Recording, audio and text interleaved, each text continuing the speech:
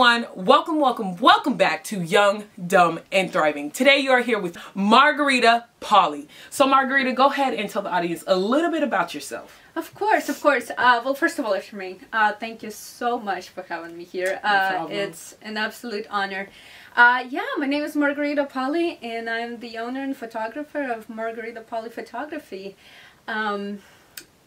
But my story kind of goes way back. If you can hear it based on the accent, I'm actually from Russia. Yeah. I was born in Russia, and I lived in the orphanage since I was 5 months old. Wow. Until about I was 14 and a half to when I got adopted by an American couple and moved to northern United States. Okay. Yes. And from there, I just graduated from high school. I joined the military right after high school. Yeah. Spent about 8 years in United States Marine Corps. And Hoorah!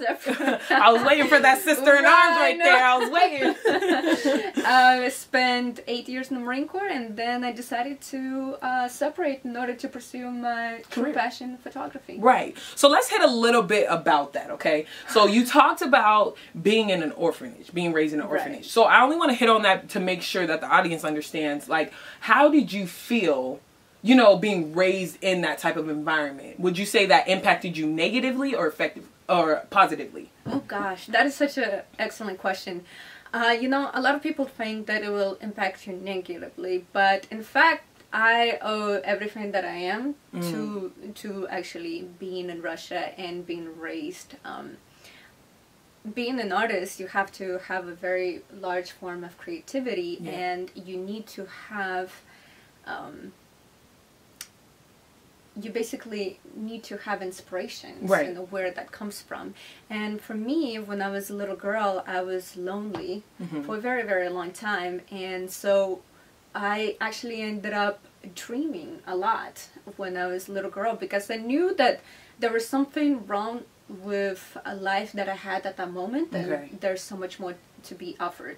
And so instead of focusing on all the negativity, without even realizing that, when I was young, I started to dream about beautiful things and positive things, and that's where actually where my creativity comes from, and that's where I'm able to see beautiful things in everything. Right. Everything. And just how you mentioned, a lot of people who would have been raised in that type of environment could have possibly looked at the world, or most likely would have looked at the world as in a sense of, I was never loved, so how would I know love? You know, that's why I love just your brand name. I dare you to love yourself, because at the end of the day, you grew up in a situation like that, but you still found love, like you said, in every situation.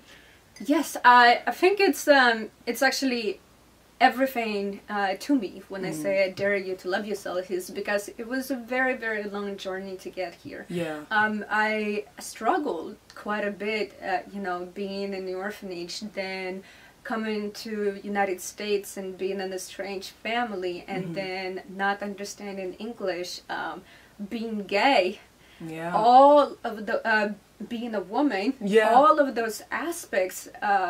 The society definitely puts a lot of pressure on you. So it's been a very, very long journey, and when I finally was able to really embrace it and accomplish it, it was liberating, and I wanted to kind of spread that word and passion in terms of that. So I do want to discuss a little bit about your sexuality. So like you said, society puts a certain type of pressure and a certain type of viewpoint on a gay woman, especially one stepping out into her comfort zone and loving that about herself. So how would you say that how did you come out, first of all, being gay? Oh my gosh. Woo! Gosh. So, I actually knew that I enjoyed and really liked girls when I was very little. There was this little girl, she was so cute, and we were 5, and I gave her a flower, and she took it, and she took my heart with her. But anyway, it's to another story. But I'm really starting to truly realized that I was gay was around my teenagehood. Okay. And it was absolutely terrifying because my adopted family are extremely religious. And so I already felt a certain way at not being accepted by them, by being adopted and by not being their biological child. But there was also this really huge pressure about being differences in religion. So it took me a while, but I finally came out to them when I was 18. Okay. It did not go very well. Right. And unfortunately, we still have a very strained relationship because of that. But I know that we have to learn how to coexist and how to agree to disagree. Yeah. So would you say that being gay, does it negatively affect your business? Like it does your personal life? You know, actually a little secret. When I first started out in photography, I had a mentor. Okay. And she told me that don't use your sexuality as a form of openness and advertisement, because you're going to lose a lot of clients. And I've refused to do that. I was like, well, actually, I think my sexuality and what makes me me as an artist is going to attract the right clients for me. Right. And that's what I'm looking for. And I want my clients to feel embraced. I want my clients to feel loved. I want my clients to be celebrated. I want them to feel beautiful. Right. And I want them to feel okay. Right. No matter who you are, whether you're part of the LGBTQ mafia or what, I do not care. I just want to embrace you for who you are. And I think being homosexual and being a lesbian girl, it definitely adds that sensitivity to it. That makes me a better artist. Yeah, so you've experienced a little negativity as far as like just comments from people, but yet you turned it to be more positive and light for your business, right? Absolutely, because what else is there to do? Exactly. And I love that you say that too, because even working with her, you guys, oh my gosh, obviously we're going to put in clips of that and just video clip of that. But even working with her, this woman is phenomenal. And when I say that, I can say it from firsthand experience. You literally get in the water. She will get in the cave with you, crawl through the dirt. I mean, that may be the marine side, but I don't think so. I think that's just her wanting to make sure she captures the moment. So can you speak a little bit about why you literally will do anything and everything to get that picture? Because it matters. Yep. Because it matters. It doesn't matter whether it's your client's last baby or whether it's a newly engaged couple who are trying to celebrate their love, or even somebody like you who just wants to feel confident and beautiful and special. Your clients come to you because it matters to them. Right. So it's something that is very endearing and tender to them. Yeah. So who am I not to do everything that I can in order to capture that for them? Yeah. That's amazing. And we're going to take a pause right now because I want you guys to go ahead and see video footage of her in action.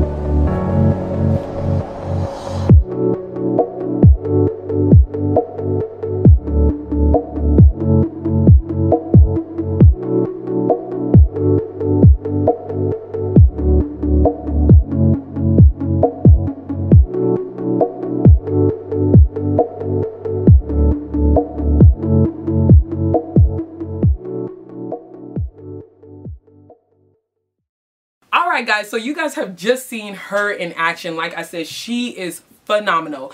So let's discuss a little bit about why you joined the Marine Corps. Actually, so that comes back to being gay. So when I came out to my parents, they didn't really give me a whole lot of options to stay around. So I had to leave. And I was still a senior in high school when that happened. So actually lived on my own, went to finish up high school. And I remember one night I was applying to colleges and nothing seemed to work. And then a Marine Corps commercial popped up. It always works like that. And they got me. Yeah. They got me. I called that night and I pretty much joined right there and then. And it was probably one of the most impulsive, hasty decisions I have ever made. Yeah. That lasted 8 years, and I would not basically take it for anything. Good, good. So do you feel like that's why you're okay with getting in the dirt and you're getting in the water? Like, do you feel like the Marine Corps impacted that just a little bit? I think it does okay. play a little role in terms of that, because we kind of always train to basically adapt and overcome into any type of environment. Yes. And that is definitely a skill that I took and turned into my photography as well, because sometimes you have to get into very awkward positions. Yes, in order to capture the right look that you're going for. Right. And yeah, so I brought that up, like I said, because you guys have seen the clip, you've seen the footage of her, so you're not thinking I'm just exaggerating. No, she literally will get in the water, pants drenched wet, okay? Hair was sandy everywhere when we did our shoot. And I thought that was the most beautiful moment, only because literally I felt like, wow, she's really trying to get my picture, so let me do the most I can to ensure she gets the picture. You know, so that's why I felt like that was like what sold me the most. Like, oh, I love her as a photographer. So now we're going to talk a little bit about, let's see if you get any inspiration from another photographer. Yes or no?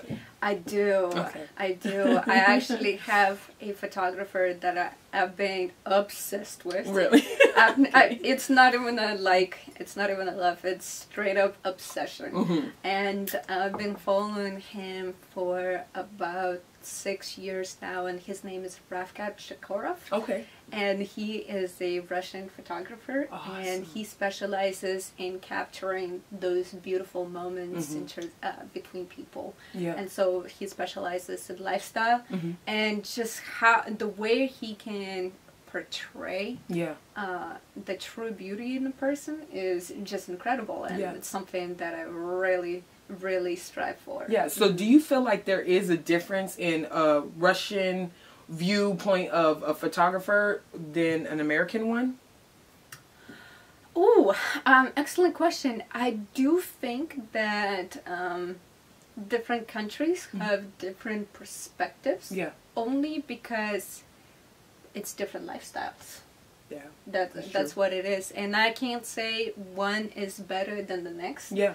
But you can definitely see like the difference. Like, for example, I have a retoucher who does my work, and she happens to be Ukrainian. Oh, wow, yeah. And it wasn't really anything in terms of I would pick her because she's also Eastern European. No, it was because of just the type of work that she does kind of matches with mine. So maybe it does take an effect to it, but overall I think it's because of different perspectives of life. Okay, so how did you know, for somebody out there who's wanting to start a business in photography but is too scared to step out, how did you know when it was your time to be like, okay, you know what, let me get into this? Because it was such a longing and such a desire, it was overwhelming. Okay. I just couldn't think of anything else besides taking pictures. Yeah. And I definitely said, hey, you know what, Margarita, it's now or never. You gotta do this. And I followed my heart, and so far it's been pretty great. Good. So would you say that you have already kind of reached the first initial goal that you set? Because I know when a lot of people start their own businesses, they always set like little destinations. Like, okay, when I get to here, then I'm gonna start doing there. So have you already reached that first point to where you're like, wow, I did that? You know, like I started this. Yes, absolutely. My first goal was to actually receive or to conduct a photo shoot and have my work being loved by the client. That was my very first goal. I was like, I just want to spread love and make art, honestly. Yeah. And that was very much reached. And when that happened, it just kind of snowballed from there. Yeah. Honestly, and it just becomes your motivation to go further and further and further again. And then I also, honestly, I wish there was a time machine. Yeah. To where I could go back, back in time and hug that little girl. Yeah. That was me, and say thank you for being such a dreamer. Wow. And that everything is going to be okay. That's amazing. Because, like, the dreams that I had when I was younger, they're happening as we speak. That is amazing. And like I said, it's super amazing because you came from Russia, a whole different country. And then on top of that, you literally, like, you started in an orphanage where most of the time people would have been like, I give up. You know, this is going to be my life. But now you literally dominated, and you're like, first of all, you became a Marine. So you dominated starting there. And then you left that and was like, no, now I'm going to pursue my dreams, you know? Right. But here's the thing, is when you start with nothing, there's, the only way to go is up. It really is, and you just have to understand that. Yeah. You can't control what kind of environment you were placed in. Right. It's out of your control. I didn't ask to be born into a drug addict. I didn't ask to be placed in the orphanage. I can't control those things. Yeah. But what I can control is my future. Yeah. And how my past is, how I can turn that for a better future. That's amazing. And literally, I just want to say real quick, so the Marine Corps motto is to adapt and overcome. I'm going to keep bringing that up, right? But she is the embodiment of what it means to adapt and overcome. To literally go from something like that and then to just change her whole perspective on life. It wasn't just her circumstances that changed. It was her perspective before her circumstances ever changed as a child. Like, that is something that is just beautiful, and you can honestly tell that that's just who you are before any job that you did, before any family that adopted you, you know, because it just exudes from your being, you know, and I just love that about you. So what would you say was the hardest part of it all? Of starting your business, you know, leaving the Marine Corps, everything. Oh, gosh. Being vulnerable, I think, is absolutely the hardest part. Because you're creating art, and art is visual. Yeah. But it's also, you are showing a very significant part of who you are. And it's up for interpretation. Yeah. So it's up for people view it, people make thoughts on it, whether it's positive, whether it's negative. But at the end of the day, you are vulnerable. Yeah. But beauty grows out of vulnerability. Right. So it's actually a positive challenge, in a way. Yes. But I would say vulnerability is definitely been absolutely the hardest part. Yeah. Is being shown, or like, just putting yourself out there, your work, right? Putting yourself out there, being on cameras, and it's, yes. So would you say you need confidence for that part? Oh my gosh. I am so awkward in front of a camera. You tell me to take a picture, and I just become this most awkward person in the world, and which is kind of funny because I'm a photographer. Right. But it's also what makes me a good photographer, because I have to accommodate to people like myself. Yeah. Who are just beyond awkward in front of cameras. Right. Oh my God, that's amazing. So let's go ahead and tell the audience a little bit about where they can see your work, where they can book you, where they can email you at, if you want to tell them that information. Yes, absolutely. You can find me at www.margaritapalliphotography.com, or you can find me on Instagram at Margarita Palli Photography, or you can also find me on Facebook at Margarita Palli Photography. And you know that works. That works of keeping the same name. Oh, because then it literally, when I try to look her up, I seen everything same name. I said, oh, this is easy. Literally, Margarita Palli. Got it. So is there any last piece of advice that you would want to tell the audience? Yes. My biggest advice is to honestly embrace who you are and really, really go for it. And hey, I dare you to love yourself. Awesome. So I want to thank you so much for coming on the show and just blessing us with your presence. And I want to say thank you guys so much for tuning in to another episode.